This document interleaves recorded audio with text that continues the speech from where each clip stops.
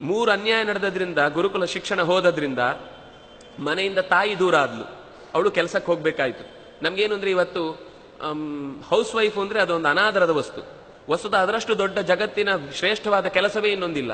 ಯಾಕೆಂದ್ರೆ ಇಡೀ ನೆಕ್ಸ್ಟ್ ಜನರೇಷನ್ಗೆ ಬೇಕಾದ ಅಷ್ಟನ್ನು ತುಂಬವಳು ತಾಯಿ. ಮನೆಯಲ್ಲಿ ತಾಯಿ ಮಕ್ಕಳ ಜೊತೆಗಿದ್ರೆ ಮಕ್ಕಳು ಚೆನ್ನಾಗಿ ಬೆಳೀತಾವೆ. ಇದೇನಾಗಿದೆ ಇವತ್ತು, ಅವಳು ದುಡಿಲಿಕ್ಕೆ ಹೋಗ್ಬೇಕು, ಅನಿವಾರ್ಯ. ಪೇಟೆಯಲ್ಲಿ ಇಬ್ಬರ ದುಡಿಮೆಯಿಂದ ಮಕ್ಕಳಿಗೆ, ನಮ್ಗೆ ಯಾಕಂದ್ರೆ ಲಕ್ಷ ಕೊಟ್ರೆ ಮಾತ್ರ ನಮ್ಮ ಮಕ್ಕಳಿಗೆ ಲಕ್ಷ್ಯ ಸಿಗುತ್ತೆ ಅಂತ ಏನೋ ಒಂದು ಭ್ರಮೆ ಇದೆ. ವಿದ್ಯೆ ಎಲ್ಲಿದ್ರು ಮಕ್ಕಳು ಕಲಿತಾರೆ ಅಂತ ಅನ್ನೋ ವಿಶ್ವಾಸ ನಮ್ಗಿಲ್ಲ. ಜಾಸ್ತಿ ದುಡ್ಡು ತಗೊಂಡ್ರೆ ಅವ್ರು ಜಾಸ್ತಿ ಕಲಿಸ್ತಾರೆ ಅಂತ. ನಮ್ಮ ಮಕ್ಕಳ ತಲೆ ಇರೋದು ಎಷ್ಟು ಬುದ್ಧಿಯೋ ಅಷ್ಟಕ್ಕೆ ವಿದ್ಯೆ ಸಿಗುದು ಹೊರತು ಅದಕ್ಕಿಂತ ಹೆಚ್ಚು ಸಿಗ್ಲಿಕ್ಕೆ ಸಾಧ್ಯ ಇಲ್ಲ.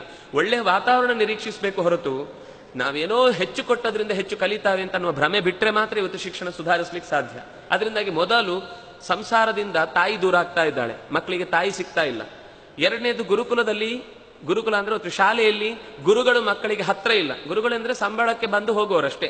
ಅವ್ರಿಗೇನಂದ್ರೆ 1 ಗಂಟೆ ಸಿಗ್ತಾರೆ. ಅವ್ರದ್ದು ಉದ್ದೇಶ ಏನು ಅಂದ್ರೆ, ನಾನು ನನ್ನ ಕರ್ತವ್ಯವನ್ನು ನಾನು ಮಾಡಿದ್ದೇನೆ, ಮಕ್ಕಳಿಗೆ ತಲೆಗೆ ಹೋಯ್ತೋ ಬಿಡ್ತೋ ನಂಗೆ ಬೇಕಾಗಿಲ್ಲ, ಅವ್ರ ಪರೀಕ್ಷೆಯಲ್ಲಿ ಪಾಸ್ ಆದ್ರೆ ಮುಗಿದೋಯ್ತು. ನಿಜವಾಗಿ ಅವರಿಗೆ ತಲೆ ಒಳಗೆ ಏನು ಹೋಗಿದೆ ಅದು ನಂಗೆ ಬೇಕಾಗಿಲ್ಲ. ಇದು ಶಿಕ್ಷಣದಿಂದ ಗುರು ದೂರ ಆಗ್ತಾ ಇದ್ದಾನೆ. ಮೂರನೇದು, ಸಮಾಜದಲ್ಲಿ ಯಾರು ನಮಗೆ ಮಾದರಿ ಆದರ್ಶ ಯಾರು ಅಂತ ಕೇಳಿದ್ರೆ ಇವತ್ತು ನಮಗೆ ಯಾವ್ದಾದ್ರು ಸಿನಿಮಾ ನಟ ಅಥವಾ ಆಟದಲ್ಲಿ ಇರುವ ಯಾವುದೋ ಒಬ್ಬ ಕ್ರಿಕೆಟ್ ಪ್ಲೇಯರೋ ಇನ್ಯಾರೋ ಒಬ್ಬ ಬಿಟ್ರೆ ಯಾರೋ ಬಿಸ್ನೆಸ್ ಮ್ಯಾನ್, ಇವರು ನಮಗೆ ಮಾದರಿಯಾಗಿ ನಿಂತಿದ್ದಾರೆ. ಇದು ಮೂರು ಕೂಡ ಮಕ್ಕಳ ಬುದ್ಧಿಯನ್ನ ಸೀದಾ ಅಧೋಗತಿಗೆ ಕೊಂಡು ಹೋಗುತ್ತೆ. ಮೊದಲು ನಮಗೆ ಸಂಸಾರದಲ್ಲಿ ಮಕ್ಕಳಿಗೆ ತಾಯಿ ಸಿಗಬೇಕು, ಗುರುಕುಲದಲ್ಲಿ ಗುರುಗಳು ಸಿಗಬೇಕು, ಸಮಾಜದಲ್ಲಿ ಯಾರಾದರೂ ವಿಜ್ಞಾನಿಗಳು ಅಥವಾ ಶ್ರೇಷ್ಠ ಸಾಧನೆ ಮಾಡಿದವರು ಮಕ್ಕಳಿಗೆ ಮಾದರಿಯಾಗಿ ಸಿಗಬೇಕು. ಆಗ ಅವರ ವಿದ್ಯಾರ್ಥಿ ಜೀವನ ಅದು ಚೆನ್ನಾಗಾಗ್ಲಿಕ್ಕೆ ಸಾಧ್ಯ. ಹಾಗೆ ಸಿಗಬೇಕು ಅಂದ್ರೆ ಅದಕ್ಕೆ ಗುರುಕುಲದ ಅಧ್ಯಯನವನ್ನ, ಗುರುಕುಲ ಅಂದ್ರೆ ನಾವು ಹಿಂದಿನ ಹಾಗೆ ಕಾಡಿಗೆ ಹೋಗ್ಲಿಕ್ಕೆ ಕಾಡೇ ಇಲ್ಲ, ಆದ್ರೆ ಕನಿಷ್ಠ ಪಕ್ಷ ಅವರ ಒಂದು ಮೆಥಡಾಲಜಿಯನ್ನ ಇವತ್ತಿನ ಶಿಕ್ಷಣಕ್ಕೆ ಹೊಂದಿಸಿಕೊಂಡು ಹೊಸತ್ತೇನಾದ್ರೂ ನಾವು ಮಾಡಲೇಬೇಕು. ಇಲ್ಲ ಅಂದ್ರೆ ನಮ್ಮ ಹಿಂದಿನವರು ಹಾಕಿದ ಮರದಿಂದ ಇವತ್ತು ನಾವು ಹಣ್ಣು ತಿಂತಾ ಇದ್ದೇವೆ. ನಾವು ಹಾಕಿದ ಗಿಡ ಅಲ್ಲ ಅದು. ನಮ್ಮ ನೆಕ್ಸ್ಟ್ ಜನರೇಷನ್ ನಮ್ಮನ್ನು ಬೈಕೊಳ್ತಾರೆ. ಯಾಕೆಂದ್ರೆ ನಾವು ಹೋಗುವಾಗ ಈ ಮರ ಕಡದೆ ಹೋಗುದು ನಾವು. ಯಾಕೆಂದ್ರೆ ನಮಗೆ ಮನೆಯಲ್ಲಿ ಸುತ್ತ ಕಸ ಇರುತ್ತೆ, ನೆಲ ಎಲ್ಲ ಶುದ್ಧ ಇರಬೇಕು. ನಮ್ಮ ಮನೆಯ ಪರಿಸರದಲ್ಲಿ ಎಲ್ಲೂ ತರಗೆಲ್ಲ ಬೀಳಬಾರ್ದು. ಯಾಕಂದ್ರೆ ನಮ್ಮ ಹೊಟ್ಟೆಯಲ್ಲಿ ಎಷ್ಟು ಗಲೀಜಿದೆ ಅಂತ ನಮ್ಗೆ ಗೊತ್ತಿಲ್ಲ. ನಮ್ಮ ಮನೆ ಪರಿಸರ ಏನು ಕೊಳೆ ಕಾಣಬಾರ್ದು ಅನ್ನುವ ದೃಷ್ಟಿಯಲ್ಲಿ ಆ ಮರವನ್ನು ಕಡಿದು ಹೋಗೋರು ನೆಕ್ಸ್ಟ್ ಜನರೇಷನ್ ಏನೂ ಸಿಗುದಿಲ್ಲ. ಎಲ್ಲವೂ ಕೂಡ ಯಾಂತ್ರಿಕವಾಗಿ ಯಂತ್ರಮಯವಾಗಿ ನಮ್ಮ ಬದುಕನ್ನು ನಾವೇ ಹಾಳು ಮಾಡ್ಕೊಳ್ತೇವೆ. ನಮ್ಗೆ ಇನ್ನೊಂದು ಇವತ್ತಿನ ಮೈಂಡ್ ಸೆಟ್ ಏನು ಅಂತಂದ್ರೆ, ನಮ್ಮ ಪಾಲಿಗೆ ಆದ್ರೂ ಮುಗಿದೋಯ್ತು, ನೆಕ್ಸ್ಟ್ ಜನರೇಷನ್ ಏನಾದ್ರೂ ಆಗ್ಲಿ ಹಾಳಾಗೋಗ್ಲಿ ನಾವು, ಅದೊಂದು ಯೋಚನೆ ಇದೆ. ನೆಕ್ಸ್ಟ್ ನಾವೇ ಇನ್ನೊಂದು ಸರ್ತಿ ಹುಟ್ಟಿ ಬರ್ಲಿಕ್ಕಿದೆ, ಇದೇ ಕೊಳೆಯಲ್ಲಿ ಹುಟ್ಟಿ ಬರ್ಬೇಕು. ನಾವು ಉಳಿಸಿದ್ರೆ ಮಾತ್ರ ನೆಕ್ಸ್ಟ್ ಹುಟ್ಟುವಾಗ ನಾವು ಒಳ್ಳೆಯ ಜಾಗದಲ್ಲಿ ಹುಟ್ಟಿ ಬರ್ಲಿಕ್ಕೆ ಸಾಧ್ಯ ಇದೆ. ನಮ್ಮಲ್ಲಿ ಒಂದು ಕರ್ಮ ಸಿದ್ಧಾಂತ ಇಂತಿದೆ. ಇದು ಗೊತ್ತಿದ್ರೆ ಮಾತ್ರ ನಾವು ಮಾಡುವ ಕೆಲಸದಲ್ಲಿ ಒಳಿತು ಕೆಡುಕುಗಳ ಬಗ್ಗೆ ಎಚ್ಚರ ಬರುತ್ತೆ ನಮಗೆ.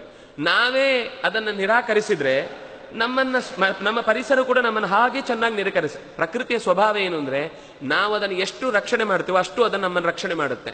ಧರ್ಮವೂ ಹಾಗೆ. ನಾವು ಧರ್ಮವನ್ನು ಉಳಿಸುವುದು ಅಂದ್ರೆ ಪ್ರಕೃತಿಯ ರಕ್ಷಣೆಯೂ ಒಂದು ಧರ್ಮವೇ. ಆ ಧರ್ಮವನ್ನು ನಾವು ಎಷ್ಟು ಪಾಲಿಸ್ತೀವೋ, ಶಾಸ್ತ್ರವನ್ನು ಉಳಿಸುವುದು ಧರ್ಮ, ಪ್ರಕೃತಿಯನ್ನು ಉಳಿಸುವುದು ಒಂದು ಧರ್ಮ, ನಮ್ಮ ಸಂಸ್ಕೃತಿಯನ್ನು ಉಳಿಸುವುದು ಒಂದು ಧರ್ಮ. ಅದನ್ನ ರಕ್ಷಣೆ ಮಾಡಿದ್ರೆ ನಮಗೂ ಪ್ರತಿಫಲವಾಗಿ ರಕ್ಷಣೆ ಸಿಗುತ್ತೆ.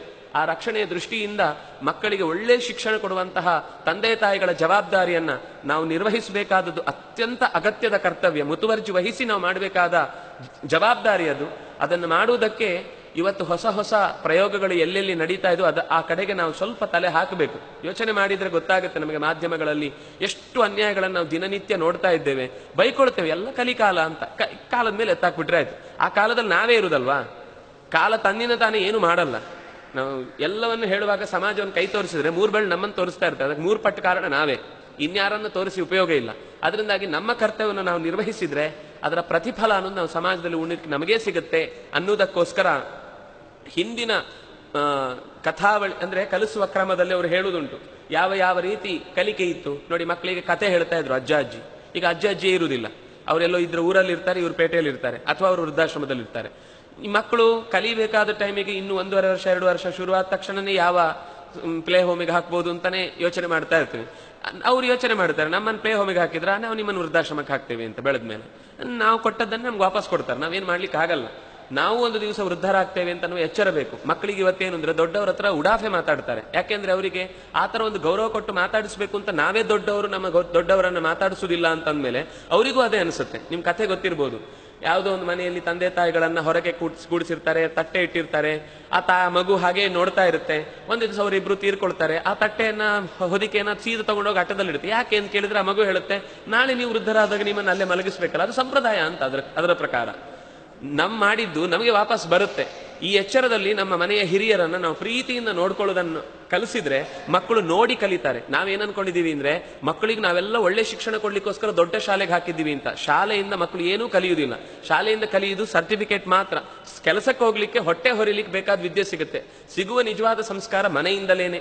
ಆ ಸಂಸ್ಕಾರ ನಾವು ಕೊಡ್ಲಿಕ್ಕೋಸ್ಕರ ನಮ್ಮ ಮನೆಯ ಪರಿಸರವನ್ನ ಎಷ್ಟು ಸಂಸ್ಕೃತಿಯುಕ್ತವನ್ನಾಗಿಸ್ತೇವೋ ಅಷ್ಟು ನಾಳೆಯ ದಿನಗಳು ನಮಗೆ ಸುಖವಾಗಿರುತ್ತೆ.